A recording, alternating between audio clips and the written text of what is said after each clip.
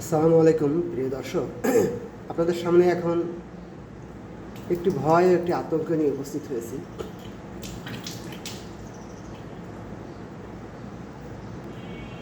সেটা হলো এনসিপির নারী নেত্রী মাহমুদা মিতু একটি ভাষণে খুব উচ্চকিত কণ্ঠে বললেন, গুপ্ত শব্দটি রাজাকারের চেয়েও ভয়ঙ্কর হয়ে উঠবে ইনশাআল্লাহ। তার সমর্থকরা প্রচুর পরিমাণে চিৎকার করে উঠল, উজ্জীবিত হলো। এটা হয়তো এনসিপির রাজনৈতিক হাতিয়ারে পরিণত হবে। অটোমেটিক এটা বিএনপির রাজনৈতিক হাতিয়ারও বটে। তো আমি এই জন্য ভয় পেয়েছি এবং আপনাদেরও ভয় পাওয়ার কারণ রয়েছে।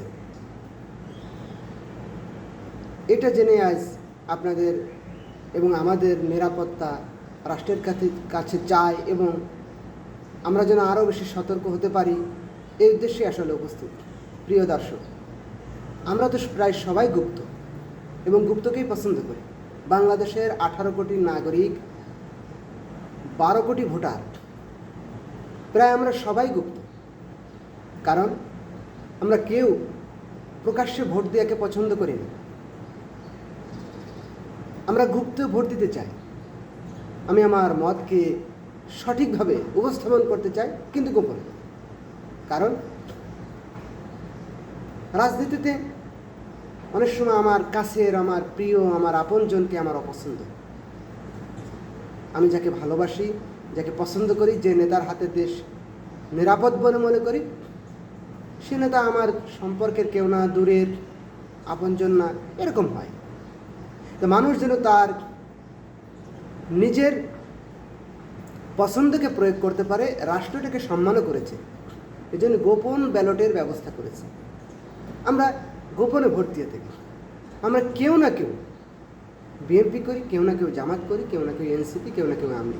আমরা কেউই দলের বাইরে নেই। কিন্তু একটি দল যদি আমাকে আজ অন্য দলের গুপ্ত সদস্য বলে মারে, এটা তো অনেক সময় সঠিকও হতে পারে, আবার বেঠিক হতে পারে। তবে গুপ্ত সদস্য বলে মারলে অনেকে হয়তো ধরে নেবে যে হ্যাঁ হতে পারে, তাদের কাছে কোনো প্রমাণ আছে। এবং অটোমেটিক আপনারা জানেন, চট্টগ্রামে 2 দলের মারামারিতে গুপ্ত শব্দটা নিয়েই একজনের পায়ের রগ ফেলে দেওয়া হয়েছে। মনে করা হচ্ছে তার পা কেটে ফেলতে হবে এবং আজীবনের জন্য পঙ্গু হবে। বাংলাদেশের মানুষের রাজনৈতিক অধিকার আছে কি আছে না, এটা রাজনীতিবিদরা মারামারি করে সবসময়। মনে হয় না যে রাজনৈতিক অধিকার আছে। একটি দলের কাছে আরেকটি দলের রাজনৈতিক অধিকার আছে, এরকম মনে হয় না।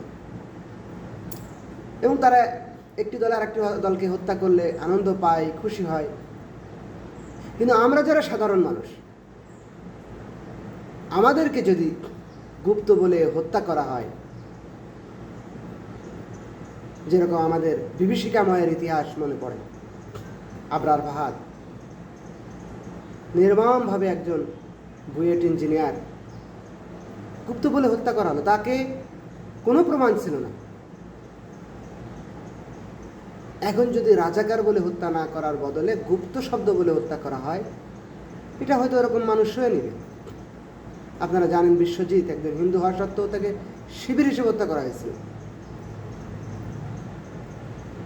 একজন মানুষ কোন রাজনৈতিক দল করবে, এটা তার স্বাধীনতা। এবং 18 কোটি নাগরিকের স্বাধীনতা আছে। দল একটা হচ্ছে অ্যাক্টিভলি করা, আর একটা হচ্ছে ভোট দেওয়া। প্রত্যেক মানুষই তো কোনো না কোনো দলের সদস্য।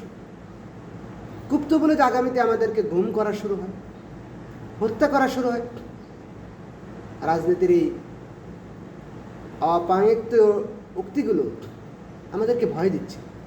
আগামীর বাংলাদেশ সম্পর্কে আমরা অনিরাপদ হয়ে উঠছি। কার কাছে নিরাপত্তা চাইব? প্রিয় দেশবাসী, আপনাদের সচেতন দৃষ্টিভঙ্গি কামনা করছি এবং আল্লাহর কাছে দোয়া করুন যেন আল্লাহ রাব্বুল আলামিন আমাদেরকে আবার নতুন কোনো বিপদ থেকে মুক্তি দান করেন। নিজের মত প্রকাশের স্বাধীনতা, সেটা গুপ্ত হোক, সুপ্ত হোক, প্রকাশ্য হোক, আমরা যেন আমাদের চাহিদা মতো করতে পারি। যখন প্রকাশ্যে কেউ করতে চাইবে রাজনীতি, শুধু প্রকাশ্যে করতে পারে। যখন গোপনে কেউ ভোট দিতে চাইবে সে যেন গোপনে করতে পারে। শাহজাহান ওমর বীর বিক্রম বিএনপিতে গুপ্ত ছিল প্রায় 50টি বছর। তিনি আওয়ামী লীগে যোগ দিলেন। আওয়ামী লীগের লাস্ট নির্বাচন আপনারা জানেন। বললেন যে আমাকে অমুক ভাই পাঠিয়েছিল। এরকম গুপ্তর খেলা এটা খারাপ কিছু না।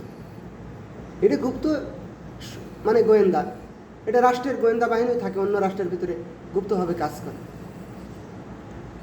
গুপ্ত কোনো অবৈধ অসাংবিধানিক শব্দ নয়, কিন্তু এটা একটা ট্যাগ হিসেবে মানুষের হত্যাকে বৈধ করে তোলে, মানুষের গুমকে বৈধ করে তোলে। আল্লাহ রাব্বুল আলামিন তুই আমাদেরকে আগামীর নিরাপদ বাংলাদেশ দান করো। আখির দাওয়ানা আলহামদুলিল্লাহি রাব্বিল আলামিন।